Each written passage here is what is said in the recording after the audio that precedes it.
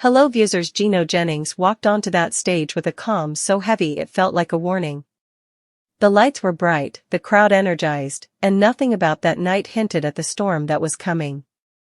But the moment he spoke her name, Andria Johnson, the room fell silent. It was the first time he publicly addressed her, and his words carried a weight that rippled across the gospel community. This wasn't a disagreement. This wasn't a misunderstanding. This was a reckoning. And what happened next stunned everyone watching, both in the room and online. Because no one expected him to break his silence. And no one expected her to respond the way she did. Long before this confrontation, their stories lived in completely different worlds. Yet they were always on a collision course. Jennings grew up in Philadelphia, shaped by strict doctrine and an unwavering belief that truth must never bend. His rise through ministry was steady, clear, and uncompromising. He became known for one thing, saying what others were too afraid to say. His words could build you or break you, but they were always deliberate. And at 69, he had nothing left to prove, only truth left to protect. Andria Johnson came from a different universe. Born with a voice that sounded like thunder wrapped in velvet, she rose from hardship into stardom almost overnight. Her win on Sunday Best turned her into a gospel sensation, raw, emotional, undeniably gifted. But her transparency became as famous as her talent. She sang her scars. She lived her battles publicly. And the world loved her for it, until they didn't. Controversies, confessions, and painful honesty followed her like a shadow. And slowly, whispers grew louder. Rumors traveled. Opinions divided.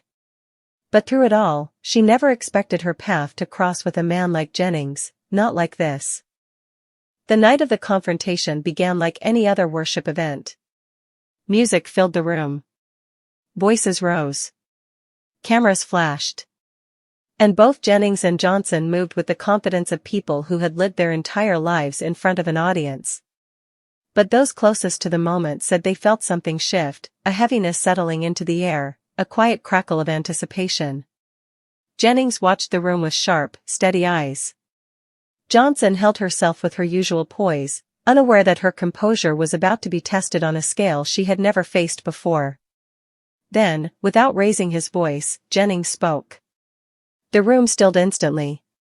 Every syllable was careful, intentional, and the crowd leaned forward as if pulled by a single thread. He wasn't attacking her personally, but he was addressing the choices, behaviors, and spiritual concerns that had been whispered about for years. It wasn't gossip. It wasn't rumor. It was clarity, the kind that cuts deeper than shouting ever could. It was the kind of confrontation that leaders avoid, but he walked straight into it. Andria didn't flinch. She stood her ground, her eyes steady, her breathing controlled. When she replied, it wasn't defensive or emotional. It was measured. Honest. You could hear both her pain and her strength woven through every word. She spoke as someone who understood the weight of the moment, someone who knew this wasn't just criticism, it was a crossroads.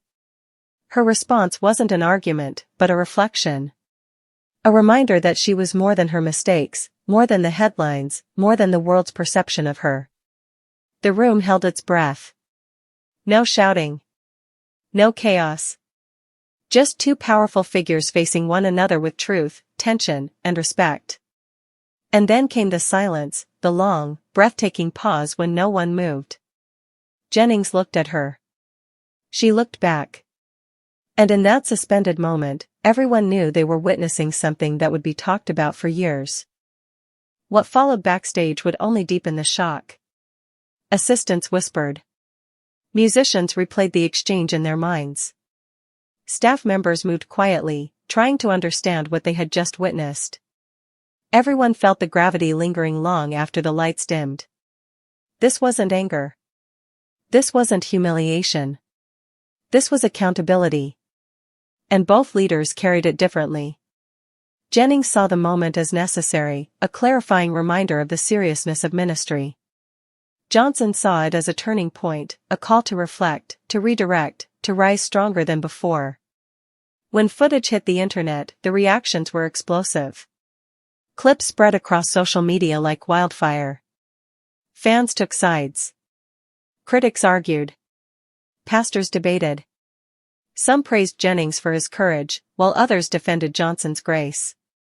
But beneath the noise, one thing was unmistakable: the moment felt real. It felt human. It felt like the kind of transparency that the gospel world rarely allowed itself. Yet the deepest truths of that night were never caught on camera. The small nods of acknowledgement. The mutual respect. The quiet aftermath where both leaders retreated into reflection. And the realization that neither of them walked away unchanged. As the dust settled, something unexpected happened. Instead of dividing the community, the confrontation sparked conversations that had been avoided for too long, about integrity, responsibility, transparency, and the emotional weight of spiritual leadership. People weren't just watching a clash. They were watching growth unfold in real time. For Jennings, the moment cemented his belief that truth must never be compromised, even when inconvenient. For Johnson, it became a reminder that grace isn't weakness, it's strength under pressure. And for everyone watching, it became a mirror reflecting the struggles, failures, and courage we all carry quietly. In the end, this wasn't just a confrontation. It was a lesson, one that reminded the gospel world that leaders are human, that accountability can coexist with compassion, and that even tension can lead to transformation.